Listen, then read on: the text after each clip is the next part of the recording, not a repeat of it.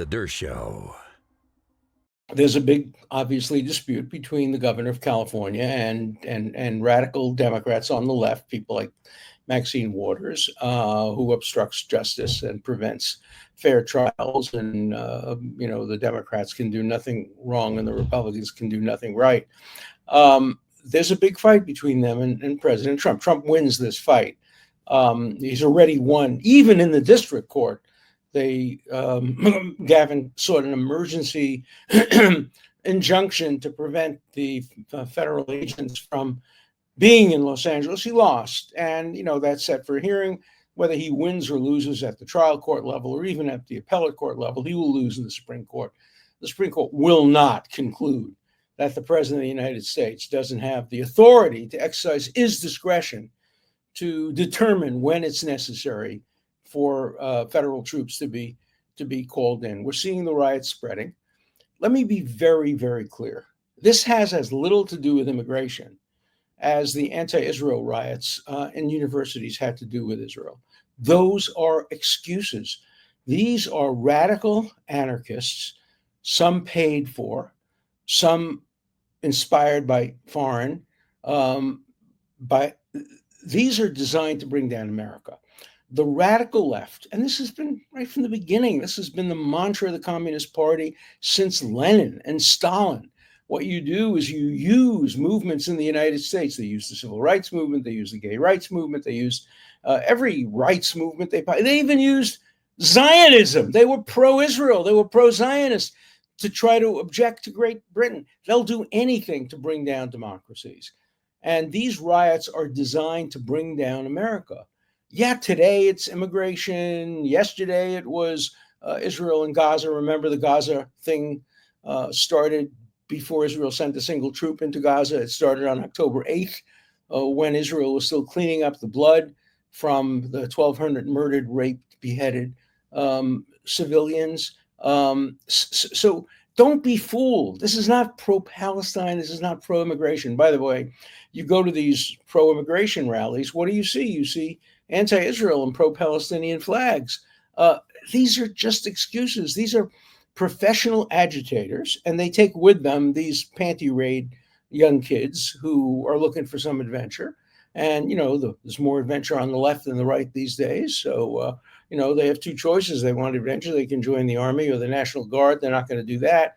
Or they can join the rioters. So they join the rioters. So, you have, again, these three groups. I've mentioned them before. The outside agitators, the professionals, the people who are sitting and waiting day and night for an opportunity to rebel against the United States. That's one group. The second group are the legitimate people who really care. You can count them on a couple of hands, but who really care about immigrant rights or really care about Palestinian rights. You can count them, as I said, maybe two hands, maybe only one hand. And then there are the professional agitators, the people who care, and the panty raid people, the young, stupid, uneducated, ill-informed young people who have no idea what immigration is about and have no idea what Palestine is about. They just, anytime there's a riot against the United States, they join it. And they meet people and they have sex, and it's great for their social lives. And, sex is better, I'm told, among left-wing agitators than right-wing conservatives. And so you get young kids interested in expanding their romantic horizons, and they join. They don't have no idea what they're joining. They have no idea what they're doing. 20 years from now, they'll be running hedge funds if you let them in. Not me. If I'm running a hedge fund now, I don't allow in anybody to work for me who has joined these riots and demonstrations and try to bring down America. They may have the right to do that, but you have the right to say, hey, not on my dime and not in my company. I'm not going to do that. I'm not going to let you work for me if you turned against your country in the way these people are turning against their country. So let's talk about the politics of it. Politics of it is hurting the Democrats terribly. John Fetterman understands that. Some people understand that. Helping the Republicans, it's helping Trump enormously because the vast majority of Americans don't want to see cars burning, offices burning, riots spreading to Chicago, to New York, to other places. They don't want that. And if it requires bringing in a deterrent National Guard, they're fine with that. I'm fine with that. And right now it's working. The very presence of the National Guard seems to be having a positive impact. No, for some people it may stimulate violence. Yeah, that's always a trade-off. But for the majority of people, they see National Guard people. They say, let's stop breaking windows. Let's stop closing offices. Let's prevent. The preventive state talks about this a lot in my book. Let's prevent what happened in Minnesota. Governor Walz allowing that to happen. Let's prevent what happened after Rodney King, after George Floyd. Let's prevent these riots from spreading. Let's prevent these rioters from taking over, because that's what they want to do. And if we can prevent it by prophylactically, preventively bringing in troops, nobody's firing shots. Nobody is doing anything that hurts people at the moment. It's saving lives. Now, you might say, "Oh, gee, that it's at too high a cost because you shouldn't be federalizing the guard." Yeah, you can under the statute. You can, and the governor is. The word in the statute is should, not may.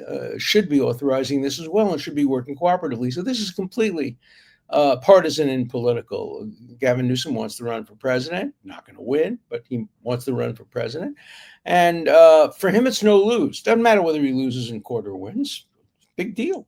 If he loses in court, he blames it on the judges. If he wins, he's a great hero. The same thing is true all over the place. At Harvard, they're bringing suits. At Harvard, bring suits. If they lose, hey, it's the court's fault. And the people who make the decision for Harvard are heroes. The president of Harvard got a 7-minute standing ovation for fighting back. But I know deep down the president of Harvard would like to negotiate, would like to get a resolution of this. I'm sure that Governor Newsom would also like to see if this can be resolved peacefully. But nobody wants to sit down and negotiate with Trump, because nobody wants to give Trump a victory. And, Trump loves victories. Victory has many parents, and failure is an orphan. And so right now, the inclination is always against settlement and negotiation.